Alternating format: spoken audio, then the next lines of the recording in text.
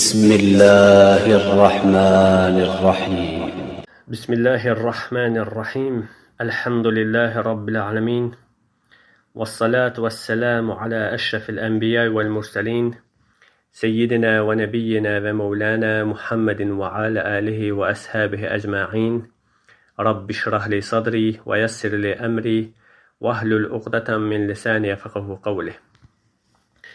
Son günlər və ya son dövrlər qardaşlar, müsəlmanlar cahillik səbəbi ilə bir fitnənin içərisində dalıblar. Nə özləri üçün, nə dünyaları üçün, nə axirətləri üçün, nə də ümmət üçün heç bir faydası olmayan, əksinə zərərdən başqa bir şey olmayan bir fitnə. Qədimdə yaşamış bəzi alimlər haqqında irəli geri danışmağa özləri üçün bir borc vəsvəsə ediblər. Məsələn, Əbu Hənifə, İmam Nəvəvi, İbn Həcər Əl-Əsqalani və s. alimlərin kafir, zındıq olduğunu ağız dolusu danışaraq gündəm yaradırlar. Sanki min illərlə ümmətə gizli qalmış bir həqiqətin üstünü açmışlar. Sanki ümmətin bu vəziyyətə düşməsinin yeganə səbəbi olan bir sirri ifşa etmişlər. Sanki əvvəlki alimlər bu həqiqəti ümmətdən gizləmiş, ümmətə xəyanət etmiş, ümmətin cənnətə gedən yolunu kəsib, cəhənnəm qapılarını açmışlar. Bu kəslər də həmən alimlər haqqında oxuduqları bəzi məqalələri gündəm edərək, həmən həqiqətləri üzə çıxarmışlar və ümməti bu sıxıntıdan xilas etmək vəzifəsinə boyun olmuşlar. Və güya bəzi bir çox dəvətçilər hər hansı bir dövrdə yaşamış alimlər haqqında həqiqətləri gizləyirlər. Həmən alimlər bidətçi və ya kafir olmağına baxmayaraq onları əhl-i sünnətin alimi kimi təqdim edir, onlardan sitat gətirirlər. Məsələn, dediyim kimi, Əbu Hənifə haqqında böyük bir qism alim tənqid edici sözlər demişlər, onu təkfir edən, zındıqlıqda ittiham edən olduğu halda biz onu əhl-i sünnətin 4 məzhəbinin imamlarından biri kimi göstəririk. Adamın biri Əbu Hənifə haqqında tənqid edən bir məqalə oxuyur, bir şeylər eşidir və deyir ki, bax, görürsən, bunları bizdən gizləyirlər, belə-belə şeylər varmış. Və başlayırlar bu məsələni gündəm edib ona dəvət etməyə. Sonra da Əbu Hənifəni rəhmətlə zikr edənlərə buğzla, nifrətlə yanaşır, onu sapıqlıqda, bidətçilikdə, elmi gizləməkdə ittiham edirlər.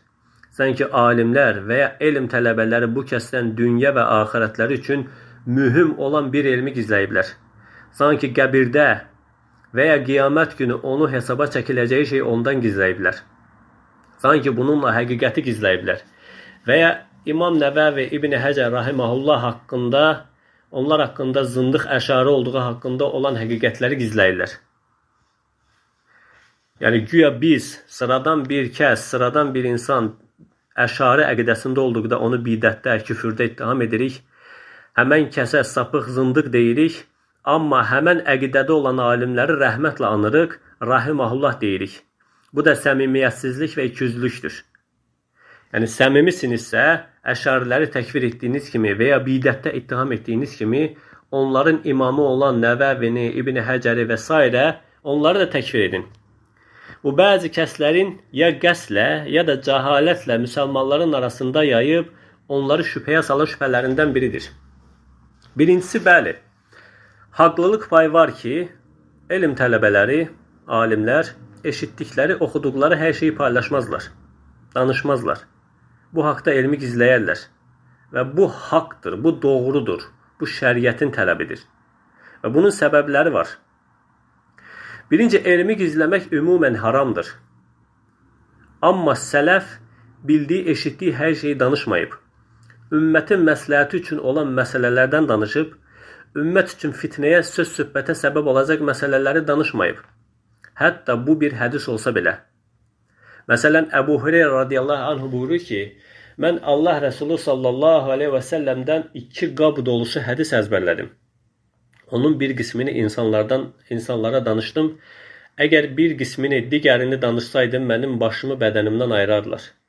Kim idi Əbu Hüreyrə radiyallahu anh'ın başını bədəndən ayıracaq kəslər? Kafirlər, kitab əhli, romanlar, xeyr, müsəlmanlar. Nə üçün? Hədis danışırsan, müsəlmanlar hədisə görə səni öldürür. Çünki insanların, avam müsəlmanların anlamayacağı, qavramayacağı bir çox şeylər var. Onların eşitdikdə fitnəyə düşəcəyi bir çox məsələlər var ki, insanlara onu danışmaq haramdır, doğru deyil. Necə ki, İbn Məsud radiyallahu anhu buyurur ki, sən insanlara əqillərinin dərk etməyəcəyi şeyləri danırsan, bu bir qism üçün fitnə olar. Amma gizlənməsi haram olan elm hansıdır? O elm ki, onu bilmək müsəlmana vacibdir və ya onu bilmək müsəlmanlar üçün məsləhətlidir. Tövhid, vaciblər, haram, halal, sünnətlər, əhkamlar və s. Bu birinci səbəb. İkinci, əgər bir alimin, bir şəxsin hökmü üzərində ixtilaf varsa, elm əhli onun barəsində müxtəlif fikirlər irəli sürüblərsə, sələfin bu məsələdə mənhəci susmaq ya da xeyir danışmaqdır. Fitnə olmaması, ümmət parçalanmaması üçün, ümmətin məsləhəti üçün ya susmaq, ya da xeyir danışmaq. Sənin Əbu Hənifə haqqında oxuduğun bir neçə məqalənin qat-qat artığını alimlər bilirlər və oxuyublar. Həmçinin onlar Allahdan başqasının qınağından qorxmayan Rabbani alimlər idi. Əgər Əbu Hənifə sənin etdiyin kimi gündəm olunmalı, insanlar arasında yayılmalı bir bidət əhli, sapıq, zındıq bir olsaydı, mütləq onu edərdilər və bəyan edərdilər. Onlar Əbu Hənifə haqqında sənin araşdırmandan 1000 qat çoxunu araşdırıb və nəticədə onu rəhmətlə anıblar. Sonradan gələn təhqiq alimləri İbn Teymiyyə, İbn Qayyim, İbn Əbdülbər, İmam Zəhəbi və s. yüzlərlə, minlərlə Rabbani alimlər onun haqqında müsbət qənaətə gəliblər. Onun haqqında deyilənlərin bir çoxunun yalan olduğunu bəyan ediblər. Çünki həmən alimlər yeri gəldikcə tarixin ən böyük alimlərini belə tənqid edib, hətta təkfir etməkdən belə çəkinməyiblər. Onlar Allahdan başqa qınayıcının qınanmasından qorxmayan kəslər idi. Məsələn, İbn Teymiyyə rahiməhullah Şafi məzhəbinin ən böyük alimlərindən olan Fəxrəddin Razinin kafir olduğunu açıq bəyan edib. Və sonra da ola bilsin tövbə etmişdir deyə əlavə edir. Yəni çəkinməyib.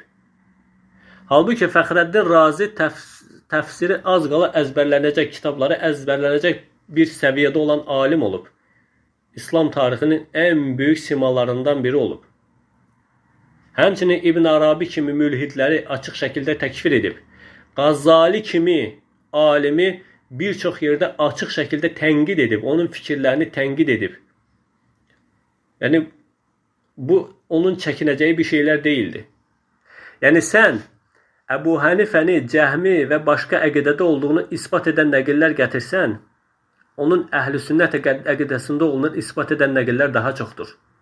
Əgər sən Əbu Hənifənin fəzilətini inkar edən əsərlər gətirsən, onun fəzilətini ispat edən əsərlər daha çoxdur. Hətta sən bir kitabdan onu tənqid edən əsər gətirsən, başqası həmin kitabdan onun fəzilətini ispat edən əsərlər nəql edəcək. Məsələn, Xatib əl-Bağdadinin tarixindən Əbu Hənifəni tənqid edən nəqillər, kifayət qədər nəqillər var. İmam Əhməd rahiməhullahın dilindən onun tənqid edən əsərlər var. Eyni Əbu Hənifəni tərif edən İmam Əhmədin dilindən nəqillər var. Eyni kitabıda. Məsələn, 328-ci cilddə Bağdadın tarixində buyurur ki, Əbu Hənifə qadılıq vəzifəsini qəbul etmədi. Bunu İsmail bin Salim əl-Bağdadi rahiməhullah nəql edir. Buyurur ki, Əbu Hənifə qadılıq vəzifəsini qəbul etmədi və bunun üçün də işgəncə gördü, döyüldü. İmam Əhməd bin Həmbəl də Quran məxluq fitnəsində işgəncə gördü, döyüldü. Nə zaman İmam Əhmədə Əbu Hənifə haqqında danışıldıqda, Əbu Hənifənin başına gələn bu işgəncə, qadılıq vəzifəsini qəbul etmədiyi üçün başına gələn bu işgəncə, bu döyülmə danışıldıqda ağlayardı. İmam Əhməd ağlayardı və Əbu Hənifəyə rəhmət oxuyardı. Eyni İbn Əbdülbərin Əl-İntiqasında Əbu Hənifəni tənqid edən yüzlərlə nəqillər tapa bilərsən. Yəni bunlar təhqiq imamları idi. İbn Əbdülbər, İbn Teymiyyə o əsərlərində sənin oxuduğun, Əbu Hənifə haqqında oxuduğun şeylərin 1000 qatını öz kitablarına yazıblar, sonra tərif edən nəqilləri də yazıblar və ortaq qənaətə gəliblər, təhqiq edib nəticəyə gəliblər. Əl-İntiqa kitabında, məsələn, İbn Əbdülbərin Əl-İntiqa kitabında sən Əbu Hənifə haqqında yüzlərlə nəqillərə rast gələ bilərsən. Sufyan bin Üyeynə rahimahullaha Əbu Hənifənin öldüyü haqqında xəbər çatanda deyir ki, Allah ona lənət etsin. İslamın can damarlarını bir-bir qopardı. Müsəlmanlar arasında ondan daha şərli bir uşaq doğulmamışdır. Daha şərli biri doğulmamışdır. Bunu İbn Əbdülbər Əl-İntiqada zikr edir. Eyni İbn Əbdülbər rahimehullah buyurur ki, Əbu Hənifəni tərif edən, təzkiyə edən əsərlər onu tənqid edən əsərlərdən qat-qat çoxdur. Həmçinin onlar Əbu Hənifə rahimehullah haqqında deyilənlərin 50%-dən çoxunun, böyük bir qisminin yalan olduğunu, uydurma olduğunu, səhih bir sənədlə gəlmədiyini zikr etmişlər. Məsələn, İbn Teymiyyə rahimehullah Minhacü's Sünnədə 2-ci cild 619-cu səhifədə buyurur ki, Əbu Hənifə haqqında və alimlər haqqında deyilən yalanlar haqqında danışaraq deyir ki, eyni şəkildə Əbu Hənifə kimi insanlar bəzi şeylərdə ona müxalifət etsələr də və bəzi şeylərini inkar etsələr də onun fiqhində, anlayışında və elmi zəkasının üstünlüyündə heç kəsin şübhəsi yoxdur. Əbu Hənifəni pisləmək üçün onun haqqında bəzi şeylər nəql edilmişdir ki, bunlar şübhəsiz ki, yalan və iftiradır. Vəhşi donuz məsələsi də və bunun kimi bəzi məsələlərdə olduğu kimi. Eyni ilə Muhammed bin Səid Əl-Qahtan, Abdullah bin İmam Əhməd bin Həmbəlin Əs-Sünnə əsərini təhqiq edir. Və bu əsərdə Əbu Hənifə haqqında deyilən nəqillərin 50%-dən çoxunun səhih bir sənədlə rəvayət olunmadığını demişdir. Ona isnad edilən Quran məxluqdur ittihamının da səhih olmadığını, əksinə Beyhəqidə və Lələkaidə səhih sənədlə bunun əksinin deyildiyini qeyd etmişdir. Xatib Əl-Bağdadi, Tarix-i Bağdadda İmam Əhməddən nəql edir ki, İmam Əhməd rahimehullah belə demişdir. Əbu Hənifənin Qurana məxluq dediyi bizə səhih olaraq çatmayıb. İbn Teymiyyə rahimehullah buyurur ki, Əbu Hənifə və digər müsəlman imamlardan hər hansı birinin qiyas və ya başqa səbəblərlə hədislərə müxalifət etdiyini zənn edən kəs onlara qarşı xəta etmişdir. Bu ya zənn ilə ya da həva ilə danışmaqdır. Yəni, bir var bidətində, zındıqlığında, küfründə əhl-i sünnətin ittifaq etdiyi alimlər ola, İbn Arabi kimi, Kullabi kimi, Bişir Əl-Mərisi, İbn Əbu Duvad, Cəhm bin Safvan, Cəd bin Dirhəm kimi alimlər ki, əhl-i sünnə onların kafir, zındıq olmasında ittifaq ediblər. Bir də var Əbu Hənifə. Sən bunları bir kəsəyə qoyub, alimlər haqqında həqiqətləri gizləməklə ittiham edirsənsə, bu ədalətsizlikdir. Necə ki, İmam Əhmədin, Yahya bin Ma'inin ən məşhur tələbəsi İmam Dərimi rahimehullah Bişir Əl-Mərisiyə verdiyi rəddiyəsində bu məsələyə çox ədalətlə yanaşmışdır.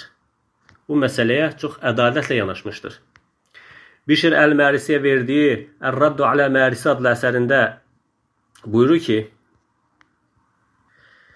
Əbu Hənifə bəzi fətvaları ucbatından Rasulullah sallallahu aleyhi və səlləmin hədislərini rədd edən adını qazanmışsa, siz cəhmiyyələr Allahın nazil etdiyini rədd edən sifətini qazanmışsınız. Hətta siz rədd edilməyə Əbu Hənifədən daha layiqsiniz.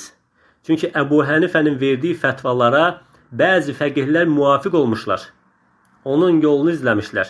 Ancaq sizin tutduğunuz yollarda sizin arxanızda gedənlər ağlı qıtlar, bidətçilər, həvalarına uyanlar və ərşdə bir ilahın olduğunu bilməyənlərdir. O halda bir Əbu Hənifəyə baxın, bir də özünüzə baxın. Çünki küfrə girən ilə xəta edən əsla bir olmaz. Küfrə girən ilə, yəni zındıq, Mü'təzilə, Əşari əqidəsində, Cəhmə əqidəsində olanlar, hansı ki o sırf küfür üzərində olanlarla o kəsləri deyir ki, Əbu Hənifə ilə onu bir tutmayın. Bir Əbu Hənifəyə baxın, bir özünüzə baxın. Küfrə girənlə xəta edən bir ola bilməz. Əbu Hənifəni xəta edən olaraq adlandırır.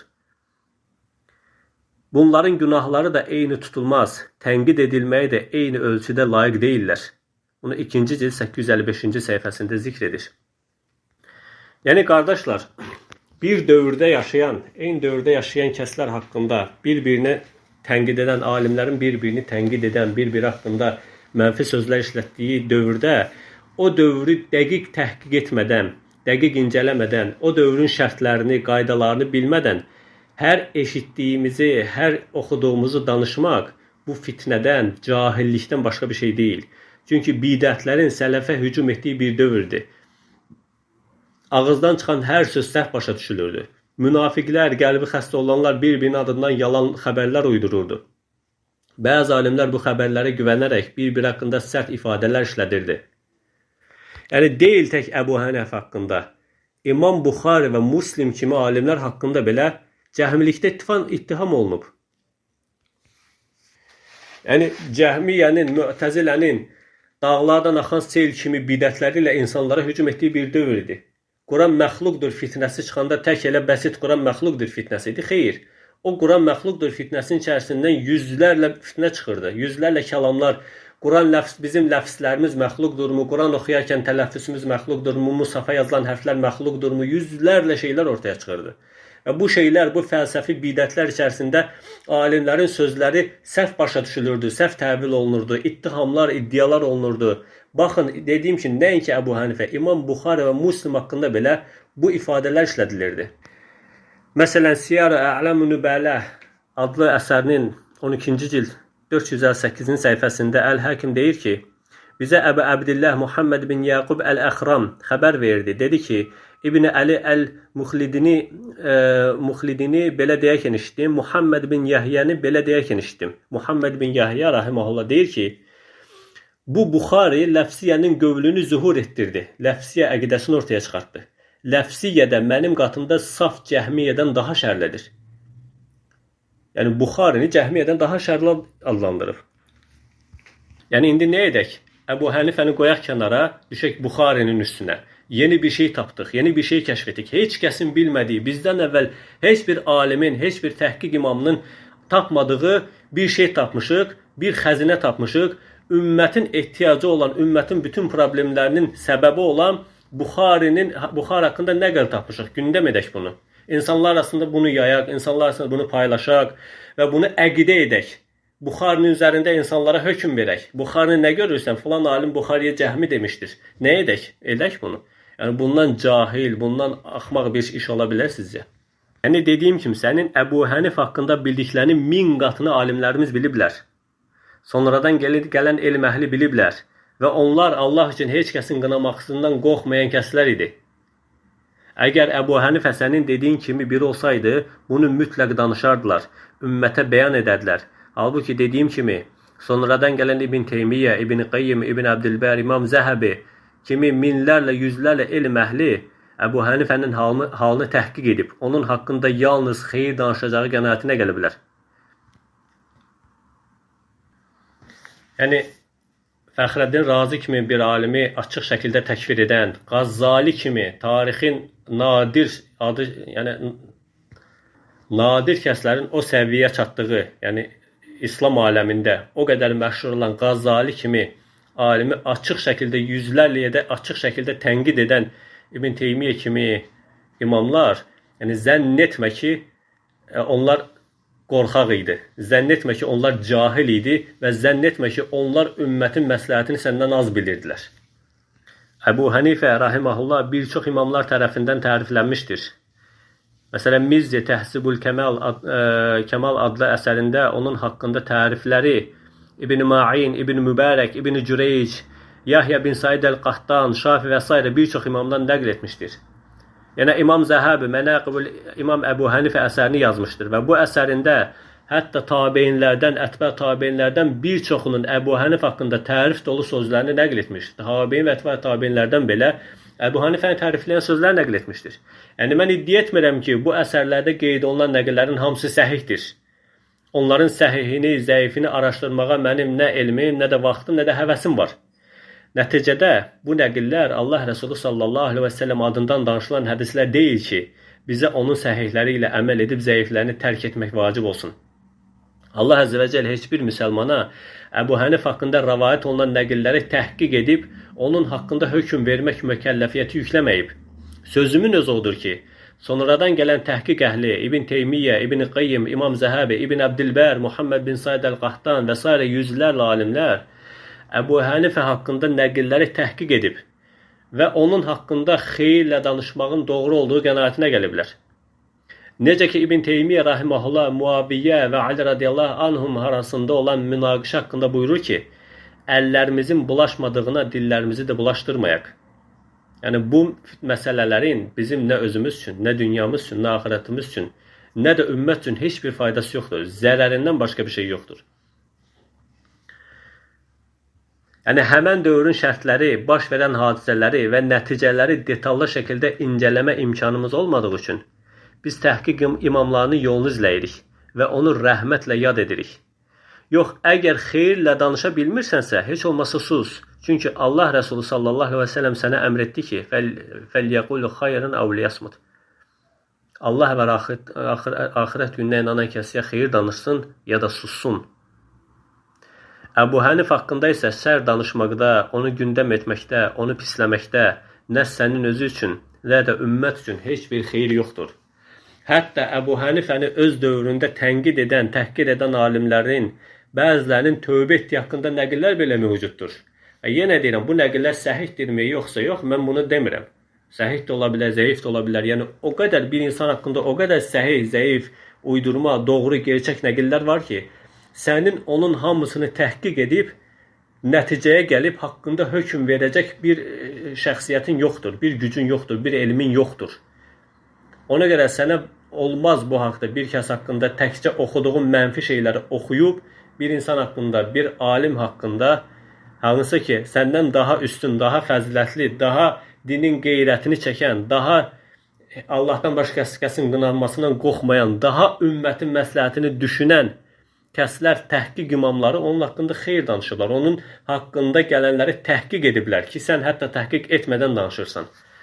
Dediyim ki, onun haqqında tənqid edici fikirlər söyləyib, sonradan tövbə edənlər belə haqqında nəqillər var. Məsələn, Şamın fəqihi Əvzai rahiməhullah, Abdullah bin Mübarək rahiməhullah ilə qarşılaşır və ona deyir ki, Kufədə ortaya çıxan və Əbu Hənifə kunyası ilə şöhrət qazanmış, məşhur olan bu bidətçi kimdir? İbn Mübarək rahiməhullah onun adını demədən, onun kim olduğunu demədən bəzi məsələlər haqqında, bəzi fikir məsələləri anlama, başa düşmə üsulları haqqında fətvalar danışır. Əvzaiyə bəzi fətvalar haqqında zikr edir. Əvzai deyir ki, bu fətvalar kimə aiddir? İbn Mübarək rahiməhullah deyir ki, İraqda qarşılaşdığım bir alimə. Əvzai deyir ki, bu kəs, sənin bu haqqında danışdığın kəs uləmanın böyüklərindəndir. Get ondan daha çox şey öyrən. Halbuki onun fətvaları haqqında Əvzai eşidəndə, hansı ki bilmir o kimdən çıxan fətvalardır. Abdullah ibn Mübarəkə deyir ki, get ondan daha çox şey öyrən. O, ümmətin, uləmanın böyüklərindəndir. İbn Mübarək rahiməhullah deyir ki, sənin bu dediyin kəs, həmin o alimlərin böyüklərindən dediyin kəs, bayaq haqqında tənqid etdiyin Əbu Hənifədir. Və bir müddətdən sonra İmam Əvzai Əbu Hənifə ilə Məkkədə qarşılaşır. Və İbn Mübarəkdən eşitdiyi məsələləri müzakirə edirlər. Əbu Hənifə İmam Əvzaiyə bu məsələləri daha geniş şəkildə açıqlayır, bəyan edir. Və ayrılanda İmam Əvzai İbn Mübarəkin yanına gəlib deyir ki, elminin çox və ağlının mükəmməl oluşuna qibtə etdim. Allah Əzzə və Cəllədən onun haqqında danışdıqlarım şeylərə görə bağışlanma istəyirəm. Açıq bir xatanın içərisində idim. Sənə gəldikdə isə ey İbn Mübarək, əsla ondan ayrılma. Yəni buna bənzər nəqillər kifayət qədər mövcuddur. Yəni uzun danışdım qardaşlar, sözümün özü odur ki, bir müsəlmana düşən onun dünyası və axirəti üçün faydalı olan şeylərlə məşğul olmasıdır. Onu qiyamət günü onu xilas edəcək şeylərlə məşğul olmasıdır. Və sənin danışdığın şeyləri düşün ki, səndən əvvəl bu ümmətin faydası üçün səndən daha çox çalışan, bu ümmətə nə faydalıdır, nə zərərlidir deyə səndən daha çox bilən kəslər danışmayıblar. Susublar və ya onun haqqında xeyirlə danışıblar. Və biz də təhqiq imamlarının getdiyi yolu izləyərək Əbu Hənifə rahiməhullahı rəhmətlə yad edirik. Allah ona rəhmət eləsin. Xətalardan məsum olan heç kəs yoxdur. Günahlardan məsum olan yalnız Allah Rəsulü sallallahu aleyhi və səlləmdir. Və deyirik ki, ya xeyir danışın, ya da susun. İnşallah İmam Nəvəvi və İbn Həcər haqqında da Allahın izni ilə zikr edərik ki, həqiqətən o zındıq, kafir, əşəri olub, yoxsa onun fikirləri haqqında, görüşləri haqqında, əqidəsi haqqında Allahın izni ilə öz kitablarından nəql edəcəyik. Subhaneke Allahumma ve bihamdik. Eşhedü en la ilahe illa ente estağfiruke ve etûbü ileyk.